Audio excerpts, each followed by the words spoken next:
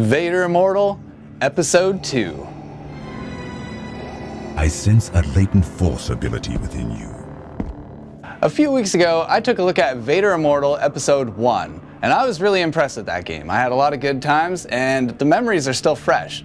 So when I jumped into number 2, I was expecting that same caliber of an experience, and I have to say I'm a little mixed. So this game picks up right where the last one left off, in the middle of the cutscene. Now, where we got to in the first game, we just about got our force powers. We had that little hint that maybe that's where the next steps were going. Now, they did give us the force powers. That's the very first things you learn is your origin, your powers with the force, and what Vader kind of wants to do with them. Force powers are all cool. And of course I need that in my Jedi experience, but the way they kind of introduced them just gave me a bad taste. Going into an elevator and fighting a bunch of bugs was not exactly my first thought when I thought, yeah, get the force powers and throw anything in the room around. Now, the story might be lacking in the way it makes you use the force, although that's kind of all that you do. It's very limited. On the other hand, the dojo, they've added it to the Episode 2. The dojo is still there, and it's better than ever. The force powers are definitely very useful, and they kind of cut right to the chase. They don't take their time with the early rounds kind of working their way up. It slaps you straight into the combat. 10 waves in, and it's probably about where wave 30 was in the last game, just to kind of give you a scale. Having the force powers definitely makes things a little easier, as you can kind of just grab, pull, and throw. But other than that, there isn't really a whole lot to do with the force. Sometimes you activate certain switches to set off a trap to kind of kill some enemies that way, but it's very limited in its scope, and it kind of just felt like it was tacked in there. Now, in the campaign, the force powers are definitely the focus. This storyline is very, very short. Some put it at 35 minutes. Myself, I played through at about 45 minutes, and I was kind of trying to take my time and enjoy the scenery. Now, last game, I couldn't really use the motion controls, and by that I mean the locomotion controls. I was limited to just a teleport system, and I really didn't like that. This time around, I did get the settings figured out so I could just walk with the thumbstick. I did like that. I think that works really well. Looking in those settings, there's a bunch of other settings for kind of comfort, whether you want that vignette around the edges or if you can tolerate screen shaking. I would recommend turning the screen shake off. There's really no good reason to shake your brain up like that. And when it hit me, probably the one time it did, it was very, very rough. I did not like that experience.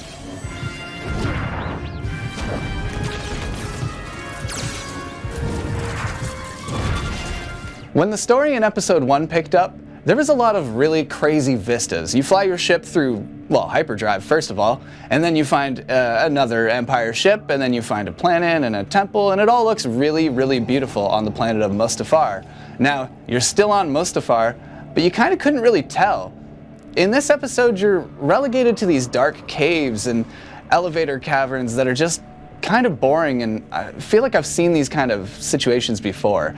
It really didn't bring a whole lot thematically, and it kind of seemed like I was stuck in a tunnel the whole time. I wish it was a little bit brighter.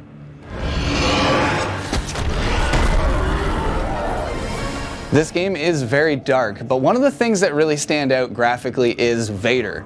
He is the kind of the first person you talk to in this, and you walk alongside him for a little while. You can really see the details in his costume and his suit, and the lightsaber effects are also really good, but I found that the kind of surrounding areas, maybe they're just dark, maybe it's just a cave, but they weren't as exciting and they didn't pop out. They didn't seem very graphically up to date, quite like the first episode was, which was very surprising for me.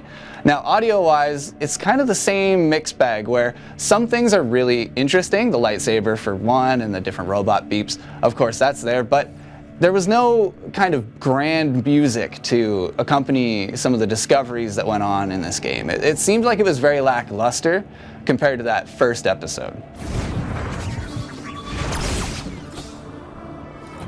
One of the only things that really stands out in the audio department is Vader's voice. He really does sell that character. Now, I had a bug with Vader's voice. Unfortunately, early on, I started getting double dialogue where he had started speaking, and maybe about a second or two into it, he started speaking again, and both tracks ran simultaneously.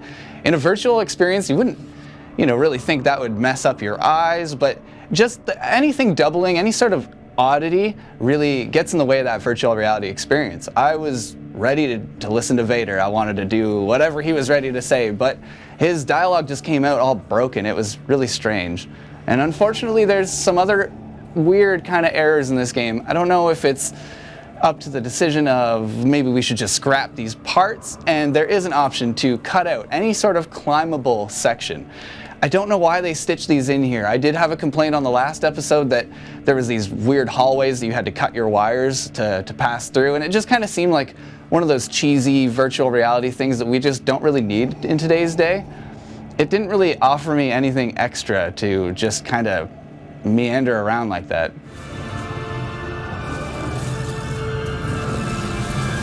So that was a little bit of my take on Vader Immortal Episode 2. It's a little bit of a mixed bag. I enjoyed certain parts, but I feel like they didn't really add a lot to this game. The one kind of bug enemy, it's kind of a trope, and I'm just kind of tired of seeing that. There was quality to this game, but unfortunately it was just cut so short that it's hard for me to really give this much more than a 6 out of 10.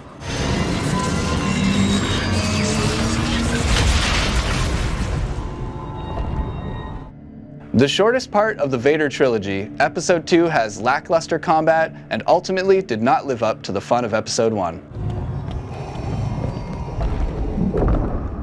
You must not succeed. I have glimpsed a terrible future, where he controls its power. Worlds, entire galaxies will crumble in his grasp. If you like this video and you want to see more like it, check out the channel and give us a subscribe. We're going to feed his insatiable